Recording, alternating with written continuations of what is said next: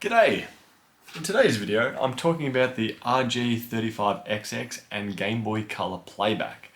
With the stock ROM that comes on here, I found that the performance of it is fairly buggy, especially noticeable while playing Zelda.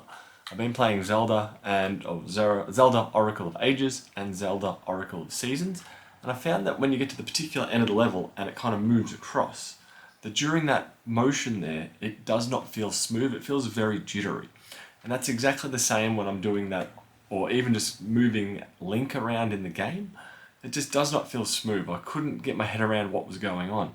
I did have a bit of a dig into the stock firmware, connecting up the SD card to a copy of Ubuntu to read the files and see what emulator is there.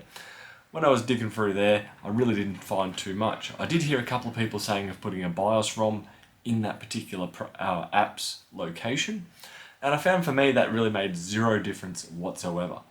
What did make a difference for me was installing GarlicOS on the SD card. With that, my original upgrade failed pretty badly, or the conversion failed. I didn't lose my ROMs, but I basically grabbed another SD card and rebuilt it fresh from there. Since doing that, the playback of the game has been brilliant. Audio playback is perfect. The frame rate is, exactly what I would have expected from the stock ROM. I did find when I did change it over those, I did get a double up of ROMs, so I had to go through and manually delete all my image files that were associated with the ROMs, and that seems to have fixed it. I do like how the menu system on the vanilla firmware, I find it a lot better than the basic GarlicOS. Granted, it's fairly simple, straightforward, and gets me into my game, so I don't really mind.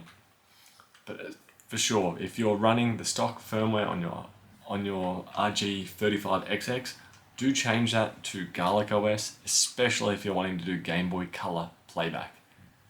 Anyway, hope my recommendation points you in that direction, as I found once I've gone to that, I can't go back to the stock ROM with its frame rate issues that it's got. I just don't want to go there.